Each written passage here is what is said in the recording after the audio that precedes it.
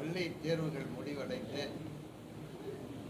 இன்றைய தினம் கல்லூரியிலே சேர்வதற்கும் அதேபோல் உயர்நிலை பள்ளியில் சேர்வதற்கும் மாணவர்களும் அவருடைய பெற்றோர்களும் தினமும் அந்த வருவாய்த்துறைக்கு அழைத்து கொண்டிருக்கக்கூடிய காட்சி தினம் பார்த்து கொண்டிருக்கின்றோம். எல்லோருடைய வேதனை குரலையும் இன்று தினம் பார்க்க முடிகின்றது. பல நேரங்கள் அவர்கள் இழுத்தடிக்கப்படுகின்றார்கள். அவர்களுக்கு வேண்டிய சான்றிதழ் நேரத்தோடு தரப்படுவதில்லை. அது மட்டுமல்ல, முதலிலே வாங்கிய சான்றிதழை கூட சரியாக பார்க்காமல் அவர்களை இழுத்தடித்துக் கொண்டிருக்கின்றார்கள். இதனால் பெற்றோர்கள், மாணவ செல்வங்கள் அதிகமாக பாதிக்கப்பட்டிருக்கின்றார்கள். இதற்கு காரணம் என்னவென்று பார்த்தால், முதலாவது காரணம் வருவாய்த்துறையில் இருக்கக்கூடிய பணியாளர்கள் பற்றாக்குறை என்று சொல்ல வேண்டும். அந்த பணியாளர்களை அதிகப்படுத்த வேண்டிய நிலை இருக்கின்றது. ஆனால் இந்த அரசாங்கம் அதை பார்க்காமலேயே இருந்து கொண்டிருக்கிறார்கள். அந்த வேலை சுமையின் காரணமாக அந்த வருவாய்த்துறையினுடைய அதிகாரிகள் உடனடியாக சான்றிதழை தர முடியாத நிலையில் இருக்கிறார்கள் சொல்லலாம். அப்புறம் பார்த்தீங்கன்னா, ஸ்கூலில் சேரும்போது, ஹைஸ்கூலில் சேரும்போது ஒரு சர்டிஃபிகேட்டை வாங்குகிறாங்க. 2 வருஷத்தில் திருப்பியும் அதே கல்லூரியில் சேர்கிறதுக்கு கேட்குறாங்க. அதுக்குள்ளே என்ன ஜாதி மாறிடுவாங்களா?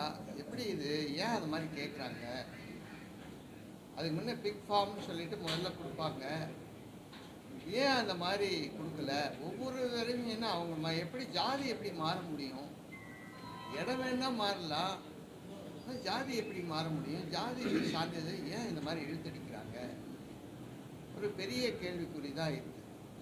அதே மாதிரி இந்த வருவாய்த்துறையானது என்ன பண்ணலாம், அந்த பகுதியில் இருக்கக்கூடியவங்க, வெளியில் இருக்கக்கூடியவங்க, இவங்கெல்லாம் பிரித்து உடனடியாக அவங்களுக்கு சர்டிஃபிகேட்டை கொடுக்கறதுக்கு ஏற்பாடு பண்ணணும். எல்லாத்துக்கும் மேலாக பெற்றோருடைய வேண்டுகோள் என்னன்னு கேட்டிங்கன்னா, அந்த காலக்கெடுவானது 31ஆம் தேதியோடு முடியுதுன்னு சொல்கிறாங்க. அது 10ஆம் தேதி வரை அதை நீடித்து தர வேண்டும் என்று கேட்டுக்கொண்டிருக்கிறாங்க. அப்போ தான் அந்த சர்டிஃபிகேட்டை அவங்களால வாங்கி கொடுக்க முடியும் அப்படிங்கிறது. இன்னும் நம்ம பார்க்கலாம், பல நேரத்தில் எல்டிசி யூடிசி பரீட்சைலாம் எழுதுகிறாங்க. டிக்ளரேஷன், செல்ஃப் டிக்ளரேஷன் கொடுத்துட்டு அவங்க செலக்ட் ஆனதுக்கப்புறம் தான் அவங்க சர்டிஃபிகேட்டை வாங்கிக்க சொல்கிறாங்க. ஏன் அந்த மாதிரி இதில் செய்யக்கூடாது? செல்ஃப் டிக்ளரேஷன் கொடுக்கட்டும், எந்த அட்ரஸும் கொடுக்கட்டும், செலக்ட் ஆகி எந்த இடத்துக்கு போகிறாங்களோ அவங்களுக்கு வேண்டிய சர்டிஃபிகேட்டை அந்த நேரத்தில் வாங்கிக்கலாமே. இப்போ நீட்டு தேர்வு எழுதுகிறாங்க, நீட்டு தேர்வு எழுதி எல்லாருமே மெடிக்கல் காலேஜுக்கு போகிறாங்க, யாருமே இல்லைல்ல. சென்டாக்கில் போகிறவங்க தானே வாங்குகிறாங்க. அந்த சென்டாக்கில் போகிறவங்க கூட என்ன பண்ணலாம், செலக்ட் ஆனால் உங்களுக்கு இப்போ ஒரு வாரம் டைம் கொடுக்குறோம், அதுக்குள்ளே அந்த சர்டிஃபிகேட்லாம் எடுத்துன்னு வா, வெரிஃபிகேஷன். அப்போ அவங்களுக்கு ஒரு டைம் இருக்கும். இன்னும் நீட் ரிசல்ட்டே வரல. அந்த நீட் ரிசல்ட்டே 16ஆம் தேதிக்கு மேலே தான் வரும்னு சொல்கிறாங்க. ஆனால் இந்த ஒரு பள்ளிக்கூடத்துக்கு தேவையாக இருக்குது, இன்னொரு பள்ளிக்கூடத்துக்கு தேவையில்லை. ஒரு கல்லூரிக்கு தேவையாக இருக்குது, இன்னொரு கல்லூரிக்கு தேவையில்லை. இந்த மாதிரி இருக்கக்கூடிய சூழ்நிலை மாணவ சமுதாயத்தை இந்த அரசாங்கம் வீணாக அலக்கழித்து கொண்டிருக்கின்றார்கள் என்பது தான் உண்மை. இதை தீர ஆய்வு செய்து நடவடிக்கை எடுப்பதற்கு உண்டான அமைச்சர் இல்லை என்பது தான் சொல்ல வேண்டும். உட்காந்து யோசனை பண்ணி என்ன பண்ணலாம் அப்படின்னு சொல்கிறதுக்கு, யோசனை பண்ணுறதுக்கு மந்திரி கிடையாது. ஏன்னா இது முதலமைச்சர் கீழே தான் வருது. முதலமைச்சர் இந்த வேலையை பார்க்க மாட்டார். அவருக்கு நிறைய வேலை இருக்குது. இந்த வேலையை அவர் பார்க்குறதே கஷ்டமாக இருக்குது. இதுக்குன்னு ஒரு துறையை கொடுக்கலாம். இந்த துறையை ஒரு அமைச்சர்கிட்ட கொடுத்து இந்த நேரத்தில் இந்த வேலையை பாருங்கள் அப்படின்னு சொல்லலாம். ஆனால் இந்த இதை அவர் செய்கிற ரொம்ப வருத்தப்படக்கூடிய நிகழ்ச்சின்னு சொல்லலாம். இன்னொன்று பார்த்திங்கன்னா, மின்சார பற்றாக்குறை, மின்சார வெட்டு, அறிவிக்கப்படாத ஒரு மின்சார வெட்டு இப்போ புதுவையில் இருந்து கொண்டிருக்கிறது. அதாவது இப்போ ஒயிட் டவுன் சொல்லக்கூடிய இந்த பகுதியை தவிர மீதி எல்லா இடத்துலையும் மின்சார பற்றாக்குறை வெட்டு இருந்து கொண்டே இருக்கின்றது. அறிவிக்கப்படாத மின்வெட்டு 3 தடவை 4 தடவை நிற்கிது. இப்போ நீங்களும் பார்க்கலாம். அதாவது மின்சாரத்துறையினுடைய அமைச்சர் அவருடைய பகுதியிலேயே மின்சாரத்தையே அவர்களால் விநியோகம் செய்ய முடியாத நிலை. அவரே சொல்கிறாரு, என்ன சொல்கிறாரு, தொழிற்சாலைக்கெல்லாம் பின்னால் கொடுங்க, நீங்கள் வந்து வீட்டுக்கெல்லாம் முன்ன கொடுங்க அப்படின்னு சொல்கிறாரு. அப்போ என்ன, இது வரைக்கும் அவங்க தொழிற்சாலைக்கு தான் மின்சாரத்தை கொடுத்துன்னு இருக்கிறாங்கன்னு அர்த்தம். அதாவது அவங்க வந்து எங்கே அவங்களுக்கு கிடைக்குதோ அங்கே தான் அந்த அமைச்சர் மின்சாரத்தை கொடுத்து கொண்டிருக்கின்றார் என்பது தான் உண்மை. இதை மாற்றுவாங்களா, இதை சரி பண்ணுவாங்களான்னு பார்த்தீங்கன்னா இது சரி பண்ணலை. என்ன காரணம், அதிகாரிகள் அவர்கள் ஆட்சியில் இருப்பவர்கள் சொல்வதைத்தான் கேட்க வேண்டிய கட்டாயத்தில் தள்ளப்படுகிறார்கள். ஆகவே இந்த வீடுகளில் இருக்கக்கூடிய நபர்கள் அத்தனை பேரும் பாதிக்கப்பட்டிருக்கின்றார்கள். இதை அரசாங்கம் உடனடியாக கவனத்தில் எடுத்து நடவடிக்கை எடுக்கும். வந்து அசிஸ்டன்ட் தேர்வு நடைபெற்றது. அதில் லிமிடெட் காம்படிட்டிவ் டிபார்ட்மெண்டல் டெஸ்ட்டுன்னு சொல்லி வச்சுருந்தாங்க. அதில் முறைகேடுகள் இருக்குது. முறைகேடுகள்னு சொன்னோம்னா 2013 2016 இவங்க 2 பேருக்கும் ஒன்றா சேர்த்து வச்சதே எக்ஸாம் தப்பு.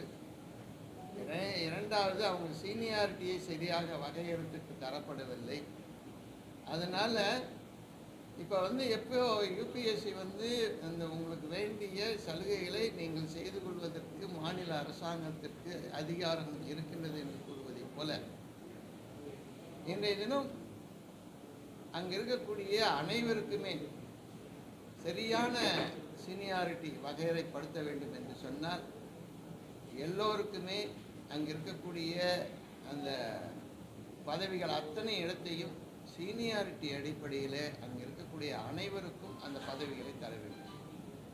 ஏன்னா இப்போ இருக்கிற ஆர்ஆர் இவங்ககிட்ட ஆர்ஆரே இல்லை. டிராஃப்ட் ஆர்ஆரை வச்சு தான் பண்ணிகிட்டு இருக்காங்க. டிராஃப்ட் ஆர்ஆரை வச்சு பண்ணுறதுக்கு இவங்களுக்கு யார் அதிகாரம் கொடுத்தாங்கன்னே தெரியல. அந்த டிராஃப்ட் ஆர்ஆர் செல்லுமான்றதும் தெரியல. அதனால் இவங்க என்ன பண்ணுறாங்க, நீதிமன்றத்தை ஏமாற்றி கொண்டிருக்கின்றார்கள். இது மக்களையும் ஏமாத்துறாங்க, அங்கே பணியாளர்களையும் ஏமாத்துறாங்க, அதே நீதிமன்றத்தையும் ஏமாத்துறாங்க. அதனால் நான் என்ன சொல்கிறேன்னா, நீங்கள் முழுமையாக எல்லாருக்குமே அந்த டிபிஎன்ஆர் துறையானது சீனியாரிட்டி அடிப்படையில் அங்கே இருக்கக்கூடிய பணியாளர்களுக்கு உரிய அந்த பணியிடங்களை நிரப்ப வேண்டும். இப்போ வந்து டைரக்ட் ரெக்ரூட்மெண்ட்டுன்னு போகணும்னு நினைக்கிறாங்க. அந்த டைரக்ட் ரெக்ரூட்மெண்ட்டு எப்படி போக முடியும்? இவங்க ஆர்ஆரே இல்லை. இந்த ஆர்ஆரே டிராஃப்ட் ஆர்ஆரை வச்சுக்கிட்டு தான் இவங்க இதுவரையும் பண்ணிட்டு இருக்காங்க. ஆனால் அதுக்கு மட்டும் வந்து பழைய ஆர்ஆர்னு சொல்கிறாங்க. எப்படி அது நிற்கும்? அதனால் அந்த நேரடி பணியாளர் நியமனம் என்பதை முழுமையான ஒரு ஆர்ஆர் வர்ற வரையும் அதை நிறுத்தி வைக்கணும். நிறுத்தி வச்சுட்டு முழுமையான அளவில் இன்றைய தினம் இருக்கக்கூடிய டிராஃப்ட் ஆர்ஆரை வச்சுக்கிட்டு இவங்க எல்லாருக்குமே வந்து ப்ரமோஷன் கொடுக்கணும். அந்த ப்ரமோஷன் வந்து சீனியாரிட்டி அடிப்படையில் அங்கே இருக்கக்கூடிய நிலைப்பாட்டை அறிந்து அவர்களுக்கு தர வேண்டும். ஏன்னா இப்போ வந்து நடைமுறைப்படுத்திருக்கிற நேரத்தில் சீனியாரிட்டி முழுமையாக மாற்றப்பட்டிருக்கிறது. அதில் இளையவர்கள் பெரிய இடத்திற்கு வருகின்றார்கள், முதியவர்கள் தள்ளப்படுகிறார்கள், அனுபவம் மிக்கவர்கள் தள்ளப்படுகிறார்கள். அது மட்டுமல்ல, அரசியல் செல்வாக்கு இருப்பவர்கள் மேலிலே வருகின்றார்கள், அரசியல் செல்வாக்கு இல்லாதவர்கள் கீழே தள்ளப்படுகிறார்கள் நிலைப்பாடு இருக்கிறது. இதெல்லாம் வந்து கலைஞ்செடுக்க வேண்டும். ஏன்னா நான் முதல்லையே சொல்லியிருக்கிறேன், நாங்கள் வந்து இதெல்லாம் செய்யலைன்னு சொன்னால் நாங்கள் சிபிஐக்கு ரெஃபர் பண்ணுவேன் அப்படின்னு சொல்லியிருக்கிறேன். அதுக்கு வேண்டிய எல்லா டாக்குமெண்ட்டும் நான் வாங்கி வச்சுருக்கிறேன். ஆனால் நான் சிபிஐக்கு போகிறதுக்கு முன்னே இந்த அரசாங்கத்துக்கு கேட்டுக்கொள்வதெல்லாம், நீங்கள் வந்து சீனியாரிட்டி அடிப்படையில் எல்லோரையும் எல்லாருக்கும் கிடைக்கக்கூடிய அளவிற்கு, யாரும் பாதிக்காத அளவிற்கு இன்றைய தினம் அந்த செயல்பாட்டை கொண்டு வர வேண்டும் என்பதுதான் என்னுடைய கோரிக்கை. இல்லை என்று சொன்னால் நான் நிச்சயமாக இதை சிபிஐக்கு எடுத்து செல்ல தயாராக. அடுத்ததாக வந்து பார்த்தீங்கன்னா போதைப்பொருள். இப்போ வந்து எல்லாருமே என்ன சொல்கிறாங்கன்னா, போதைப்பொருள் இல்லை அப்படின்னு சொல்லி பழைய ஆளுநர் சொன்னார், இங்கே இருக்கக்கூடிய ஆட்சியாளர்லாம் சொன்னாங்க, எல்லாரும் சொன்னாங்க. ஆனால் இன்றைக்கி புதிய ஆளுநர் வந்து நான் போதைப்பொருளை ஒழிப்பேன் அப்படின்னு சொல்கிறார். போலீஸ் தலைமை அதிகாரி ஒழித்து விட்டேன் அப்படின்னு சொல்கிறார். இன்னும் ஒரு சில தினங்களிலே நான் அதை முழுமையாக ஒழித்து விடுவேன் என்று சொல்கிறேன். இன்னும் வித்துக்கிட்டு தான் இருக்குது, இன்னும் நடந்துக்கிட்டு தான் இருக்குது.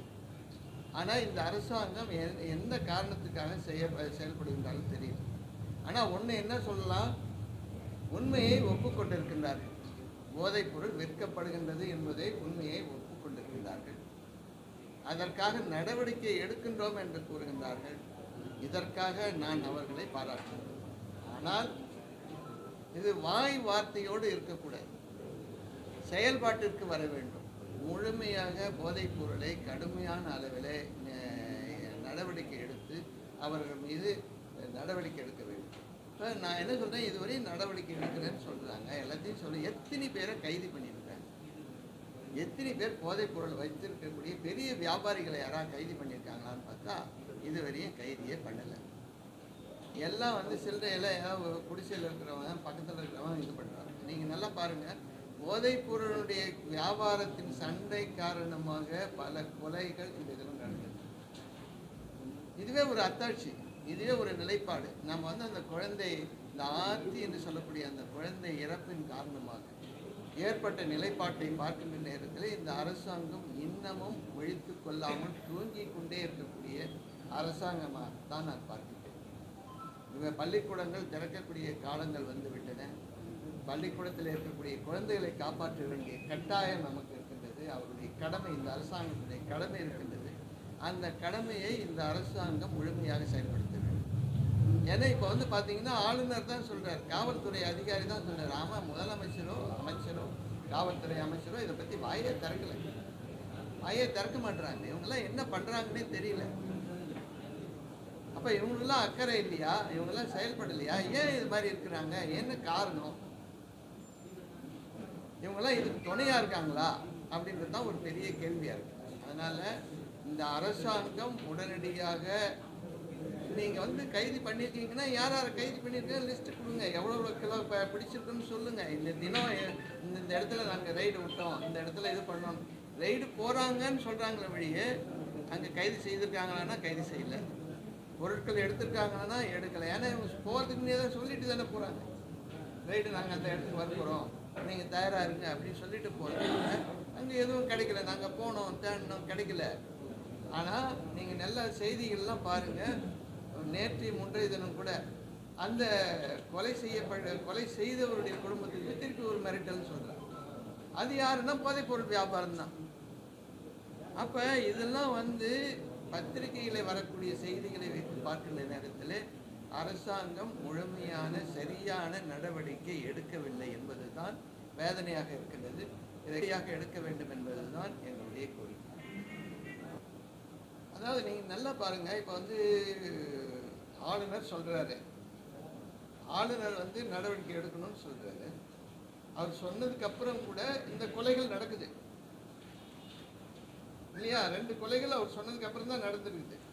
அப்போ காரணம் என்ன? எங்கேயோ ஏதோ ஒரு இடத்துல மிஸ் ஆகுது. என்ன காரணம்? இப்போ எல்லா விதமான நடமாட்டங்களும் காவல்துறைக்கு தெரியாமல் இருப்பதற்கு வாய்ப்பே கிடையாது.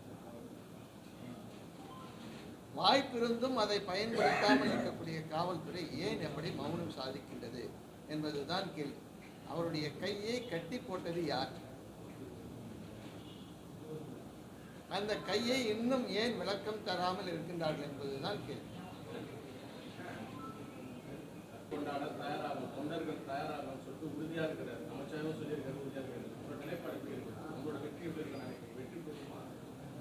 நாங்கள் மத்தியிலே ஆட்சி அமைக்கக்கூடிய அளவுக்கு இன்றைய தினம் வந்துவிட்டோம். இன்னும் சொல்ல போனால் அயோத்தியிலே ராமர் கோயில் கட்டப்பட்ட இடத்திலேயே என்னுடைய கூட்டணி வேட்பாளர் நிச்சயமாக வெற்றி பெறுவார்.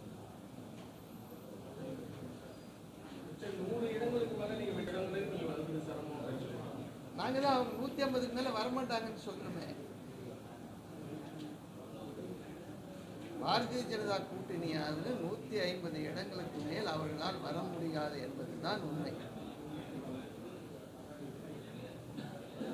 இப்போ அவங்களே சொல்லியிருந்தாங்க, என்ன சொல்லியிருந்தாங்க, 400, அப்புறம் 370, 320, இப்போ 270 மெஜாரிட்டி வந்துடுவோம். இப்போ 400லேருந்து 270க்கு வந்தாச்சு. இன்னும் 270லேருந்து 200க்கு கீழே இன்னும் ஒரு 4 நாளில் சொல்லுவாங்க. 1ஆம் தேதிக்கு மேலே சொல்லுவாங்க. நீங்கள் 1ஆம் தேதி கூட பார்த்தீங்கன்னா எக்ஸிட் போலில் அவங்க தான் சொல்லுவாங்க. ஏன்னா ஆட்சி அவங்ககிட்ட தான் இருக்குது, அவங்ககிட்ட தான் சொல்லுவாங்க. விடைகள் பாருங்கள், நன்றாக தெரியும்.